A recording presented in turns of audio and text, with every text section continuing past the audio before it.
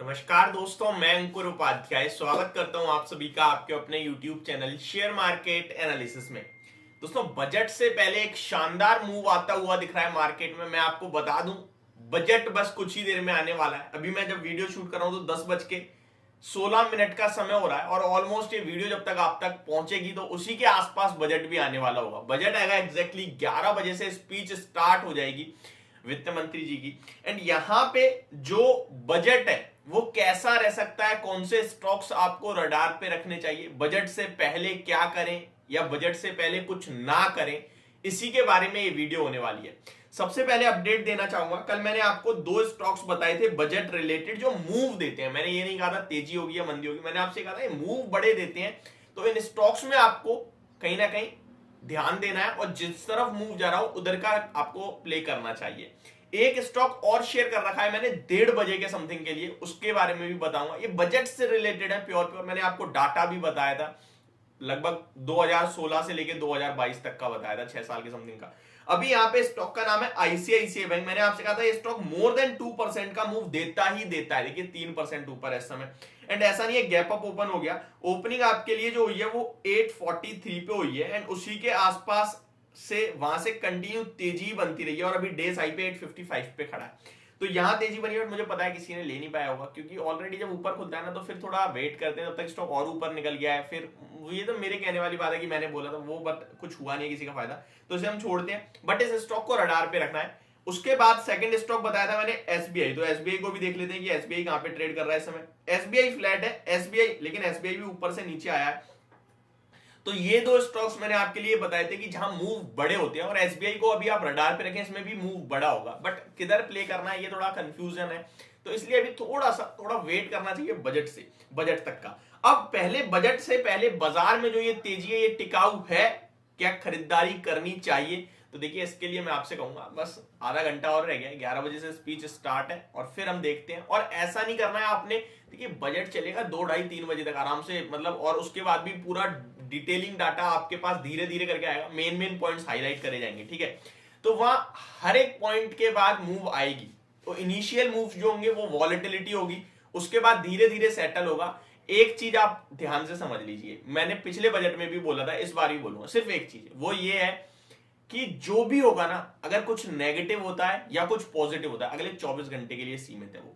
तो अब आपको अपना पोजीशन, अपने ट्रेड लेने से पहले ये निश्चय करना है कि मैं सिर्फ अगले 24 घंटे के हिसाब से ट्रेड ले रहा हूं। कहीं ऐसा ना हो कि बजट अच्छा है, तेजी बन रही है, मैं इन्वेस्ट कर रहा हूं, ऐसा नहीं होना चाहिए। देखिए एफआईआई रुक नहीं रहे हैं बेचने के मामले में, और उनकी उम्मीद, और प्लस सबसे बड़ी बात, आज अमेरिका से भी बड़ी खबर आनी है। तो ऐसा नहीं है कि केवल बजट आपके लिए फोकस में, और अमेरिका से जो न्यूज आनी है वो नेगेटिव दिख रही है। तो मैं नेगेटिव नहीं हूं मार्केट को लेकर, मैं कह रहा हूं एक तो हम ऊपर आ गए, 150 पॉइंट्स ऊपर खड़ी है निफ्टी इस समय, बजट अभी आया नहीं है। और नॉर्मली मैंने जैसा देखा है वो ये है कि भाई इवेंट से पहले तेजी आ जाए तो फिर इवेंट के बाद गिरावट हो जाती है। बट इवेंट हम ऑलरेडी भी पिछले कुछ दिनों में अदानी ग्रुप के चक्कर में काफी गिरे हैं, हालांकि अदानी ग्रुप आज फिर नेगेटिव होता हुआ दिख रहा है। यहां से मार्केट पॉजिटिव दिखती है, 17,700 का जो लेवल निकाला है वो काफी अच्छा दिख रहा है। 900 रुपए तक के टारगेट्स कहीं ना कहीं ओपन होते हुए दिख रहे हैं।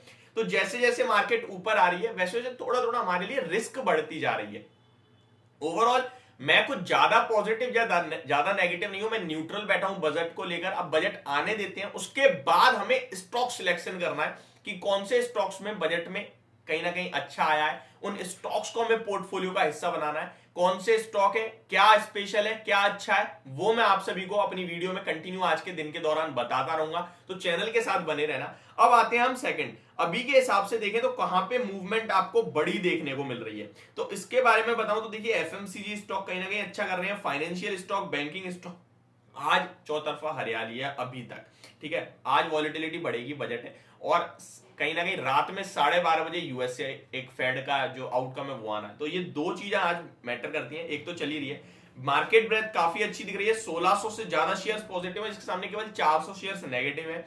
अगर टॉप गेनर्स की बात करें तो बोरो रिन्यूएबल्स, कहीं ना कहीं बोरोसिल रिन्यूएबल्स में बढ़िया तेजी देखने को मिल रही है। इंडियन होटल अपने रिजल्ट्स के बाद काफी भागा है। डिक्सन टेक्नोलॉजीज रिजल्ट्स के बाद बड़ी गिरावट के बाद आज थोड़ा संभलता हुआ दिख रहा है 6% के समथिंग।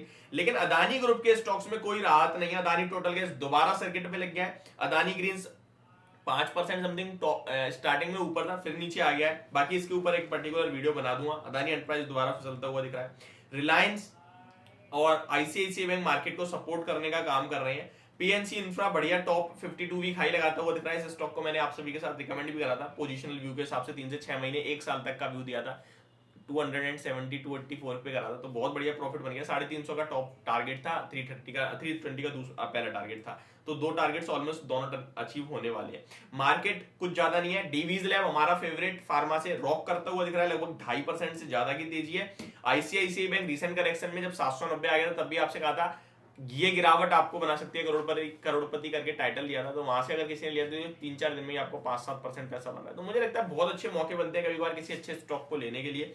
यहां से क्या करें क्या ना करें, कुछ नहीं करें, 1 घंटा और रुक जाते हैं, 12 बजे तक थोड़ा थोड़ा दिखने लगेगा कि क्या क्या अच्छा है क्या क्या खराब है।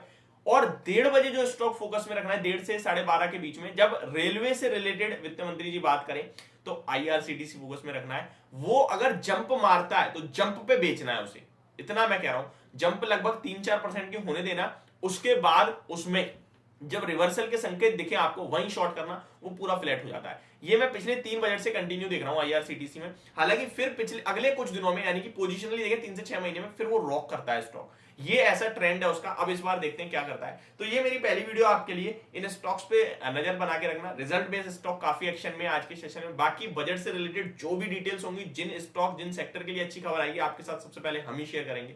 Thank you so much for watching this video. Have a great day guys.